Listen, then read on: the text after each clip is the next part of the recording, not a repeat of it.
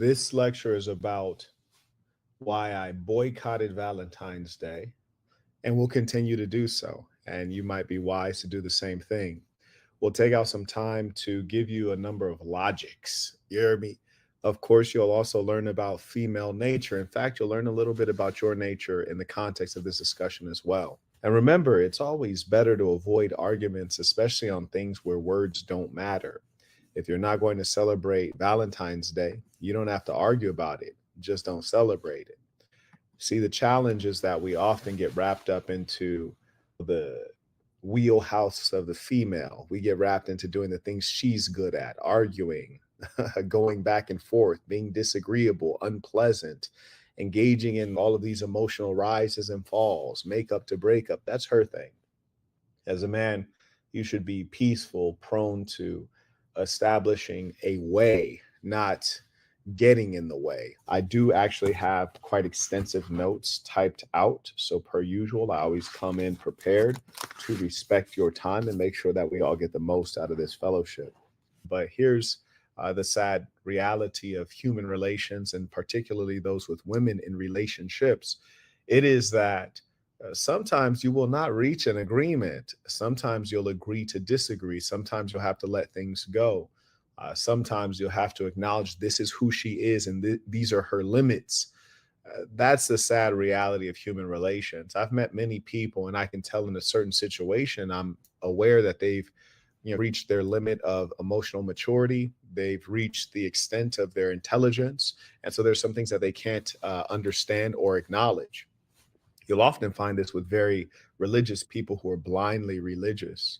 They want to keep going back to their book. And just one note for all of you who are trying to understand the people around you. If you ever wonder, why do religious people just keep going back to their book? Imagine when you come online and you ask me questions, I'm able to give you answers across a breadth of knowledge because I'm very well read in many books. I'm widely experienced, well traveled. I've done business in a lot of places with many people in different income strata, different ethnicities. Conversely, if you were to say that you're a Muslim, a Jew, or a Christian, you only have to have knowledge of one book, and then you can say you're knowledgeable. You only have to understand one book. And so it makes it easier to feel like you have an understanding of the world or of people or of good, right, and wrong, because you only have to read one book. And so that makes it easy. And so ironically, whereas in all other things, you have to have a breadth of experience and knowledge to say that you are wise, the religious persons, the pastors, the preachers, and the zealots, they only need that one book to feel like they know all the answers. So that makes it easy, doesn't it? You ever notice that all of our major holidays involve significant consumption, which is to say, spending? It costs to celebrate. Businesses bank on you buying into these holidays. Yeah, you got to buy in, you got to believe. And that's what gets you to spend. You believe that it's appropriate for you to buy a bunch of gifts on Christmas. You believe that you have to buy a box of chocolates and take your lady out for a dinner and buy her a diamond bracelet and give her a dozen roses and all of these other things. You believe, you've bought in. What you'll notice consistently is that holidays, particularly the ones we reference, which are the most expensive ones, they do not involve two important things. One, mutuality. Number two, they're consumerist, focused on the spend, not focused on the greatest things like spending time together. They're focused on spending the dollar, but not spending time together with your loved ones, with your family, with your girlfriend, your wife, your husband, your children. That is not as much the focus. And so what I want to unpack for you all are first those two items that we have to consider is mutuality and the importance of that. And secondly, where the focus of the holiday is. And I'm not going into the background and the historical origin of Valentine's Day because it actually does not matter in as much as none of the persons who celebrate it know or care of the origin. So we won't belabor that part and become overly academic. Now, when I say mutuality, this is a very important thing. Mutuality, when we're referring to Christmas and Valentine's Day, which is to say it's mutually beneficial. There's some reciprocity. It's reciprocal in nature. I do something for you for the holiday, you do something for me for the holiday. So it feels good for both of us. We're both giving and receiving, so to speak. Why is this important, and who becomes undervalued based on the structure of these holidays? Mutuality. Consider Christmas. The kids get to celebrate and be celebrated, but they don't provide back to the parents. Generally speaking, under that tree are a whole bunch of gifts that the parents have labored to pay for. They provide them to the kids, whether they're worthy or not. I've never heard of a kid not getting any Christmas presents, even though we have all of this folklore and mythology around the naughty list and the good list. Every kid ends up getting Christmas gifts.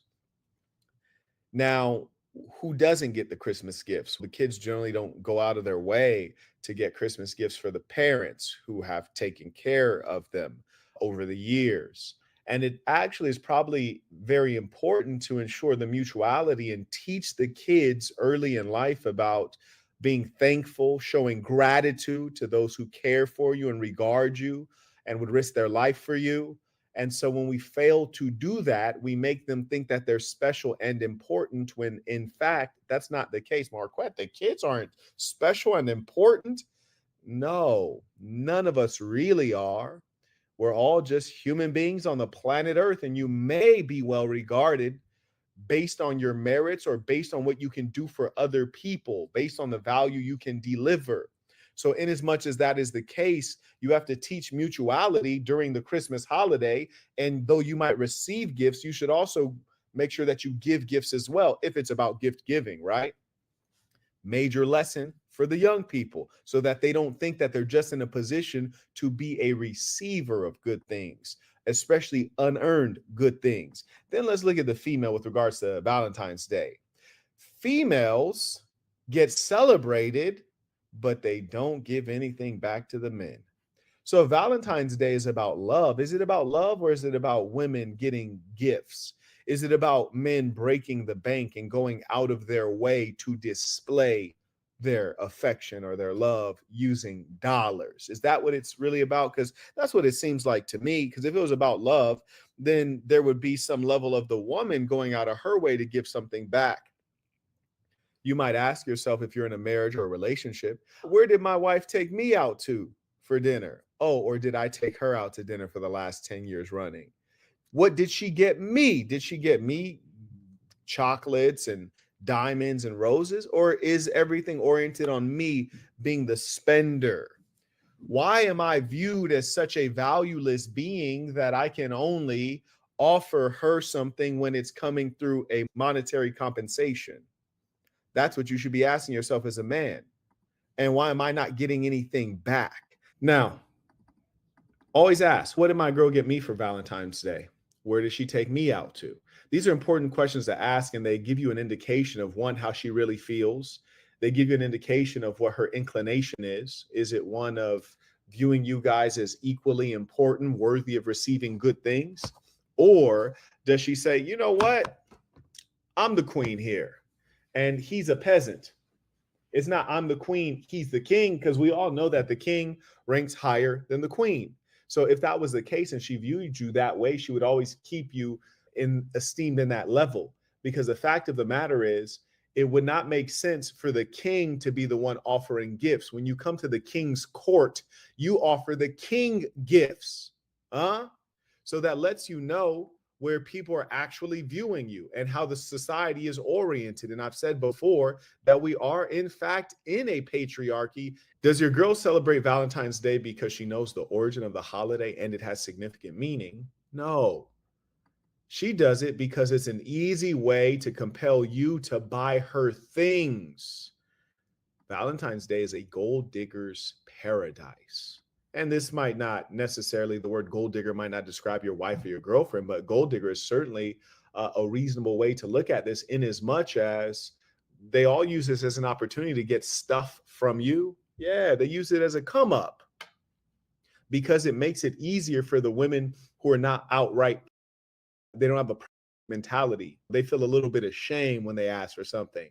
So now they get to deal with expectation. You have to yield to the pressures of the culture. I say boycott all holidays. Boycott all holidays that don't make sense to you. Now, why do I say this?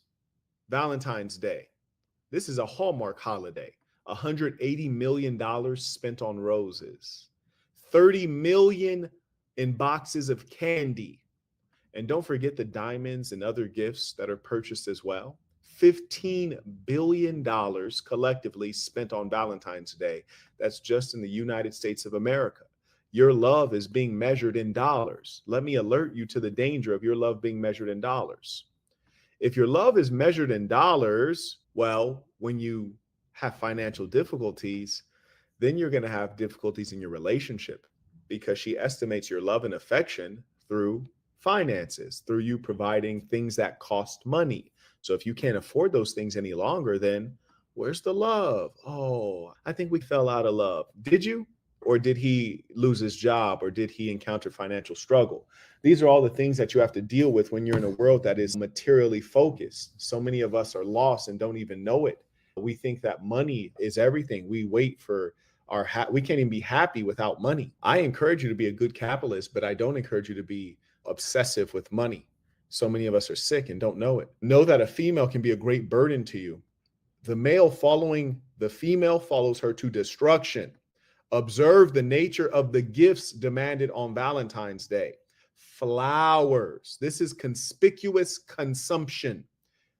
This is a term that was originated by an economist, Veblen Thorstein. You can look at my book list on amazon.com/shop/The Saint and the Sinner spelled out. There's a particular book there that he wrote that I recommend you read. But flowers are conspicuous consumption. Conspicuous meaning blatant, easy to notice. Consumption meaning buying. It's conspicuous consumption, which is to say that when you buy flowers, you're showing off that you have extra money, disposable income. Why? Because flowers are not necessary. Flowers are not fruits that you can eat. Flowers are not vegetables that will nourish you. Flowers are not meals. Flowers have no utility. They cannot be used for anything except to make a show of me throwing away money.